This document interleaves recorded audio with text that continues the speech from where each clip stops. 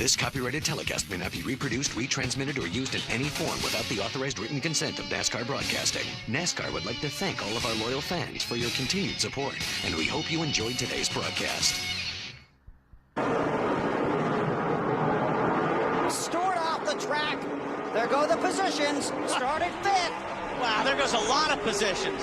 That's the thing, you go off the track just like McMurray did last year. On the start, you're going to lose 15, 20 spots before you can get back on.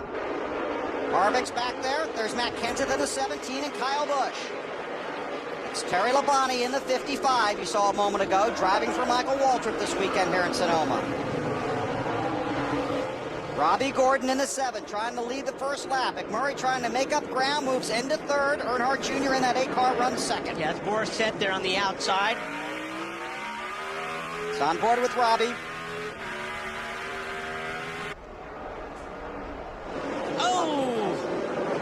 Oh, we were just watching this earlier. There's Kyle's back there.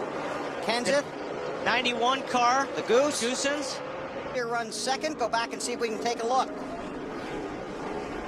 Oh, wow, Kenseth just dove on the inside of Kyle, and I don't think Kyle had any idea he was there. On board with Kyle Petty. I mean, Kyle had no clue that Kenseth was down on the inside. What the fuck was that?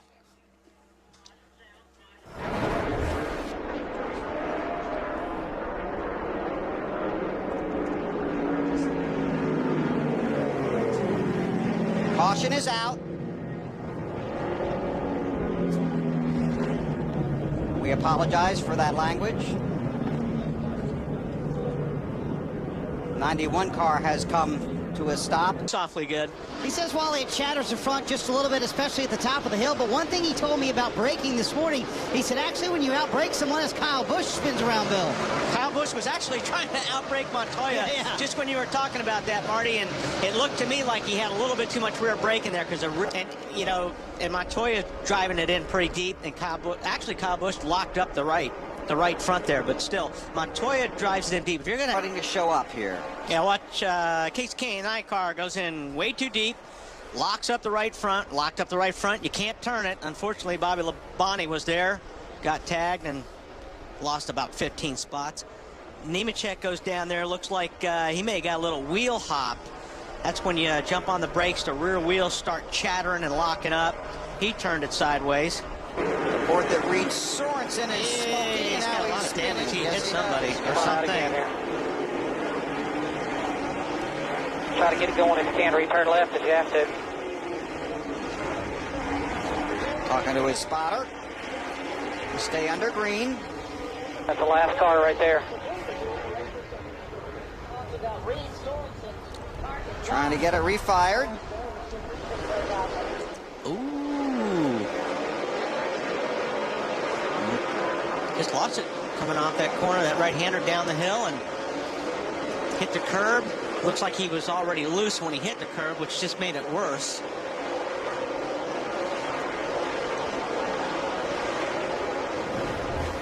And now the caution comes out. So Reed Sorensen brings out the full course yellow here in Sonoma.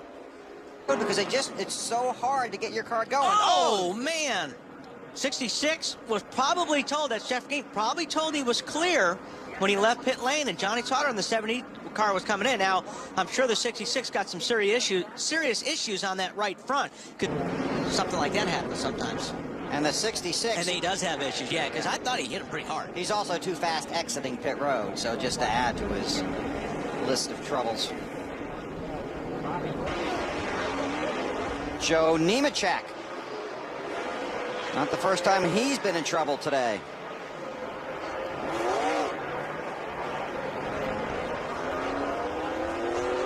I can't believe it. The frustration of a driver on the road course at Sonoma. And Harvick has to make sure that if they do run out, he's not right on their bumper when they do. Right, because you're not going to have much time to react. It's Carl Edwards in the 4th spot, that red car behind the 29. There are your top 4 cars inside of 3 to go in Sonoma. Edwards won last week at Michigan. Harvick won at Watkins Glen last year. McMurray won 163 races ago, and Juan Pablo Montoya is looking for his first NASCAR Nextel Cup Series win. I think Harvick stepped it up a little bit. Sure looks like it. Or McMurray, backed off a little bit. But he's clearly closing ground. Lindsay? Bill, it has happened to Carl Edwards. They were worried. They knew it was going to be really, really tight, and he is out of fuel. So right now his crew is getting up on the wall. They're going to bring him down, fill him back up. His crew chief, Bob Osborne, was telling him, just be smooth, keep running like you're running. But it's not like he wanted to end this day. Coasting his way through turn 10, and then on to pit road on the left-hand side. 2 laps to go. McMurray's out. Here comes Harvick for second, and McMurray will never make it back. No, he's run out of gas at the worst place you can, just past pit entrance. Marty? It bobbled, it came back, Bill. He said it came back, but McMurray's fairly sure he's out of fuel.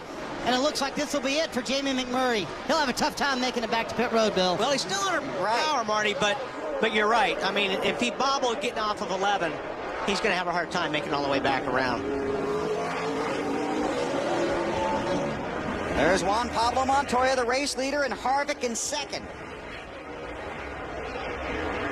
Montoya was told he wouldn't have enough fuel to make it to the finish, and that's what Harvick's team told him about Montoya. Whereas Harvick should have enough fuel. Let her roll all you can. Let her roll all you can. Marty Snyder. Well, guys, Montoya trying to save all the fuel he can. You can feel the nerves down here in the 42 pit. This is a young man who grew up not having enough money for public transportation, he recalls. He used to take his rollerblades everywhere he would go. He got a shot in 1997 at the Formula 3000 season, and that was the break he was looking for.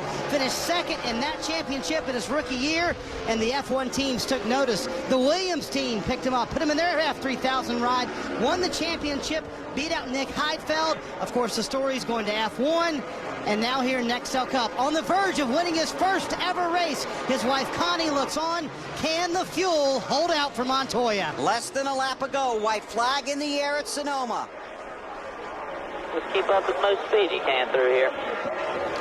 He's got about 4 seconds on Harvick right now, so if he can just drive it smooth and keep the thing running, he's got a good shot. He's done a great job today. I mean, he really has run aggressively, but he raced everybody pretty much clean.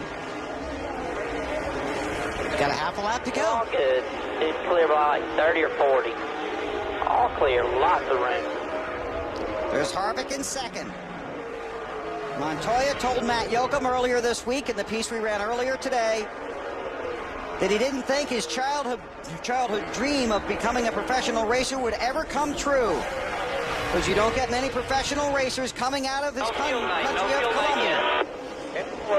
Final turn into 11, then the short jog for turn 12. Juan Pablo Montoya coming to the checker flag. The fuel lives, and Montoya wins at Sonoma. That's amazing. That is amazing. And there's a... Great job, everybody! Hell yeah! Good job, buddy. Good job, driver. Good job, everybody. Good job, Rudy. Good job, motor guys. I second that. And 4! He's the first foreign-born driver to win a Cup race since Canadian Earl Ross at Martinsville in 1974. And only the second ever. Juan Montoya is the winner. How about that? This copyrighted telecast may not be reproduced, retransmitted, or used in any form without the authorized written consent of NASCAR Broadcasting. NASCAR would like to thank all of our loyal fans for your continued support, and we hope you enjoyed today's broadcast. The following is a paid advertisement for The Magic Bullet, brought to you by Homeland Housewares. This has been a presentation of TNT Sports.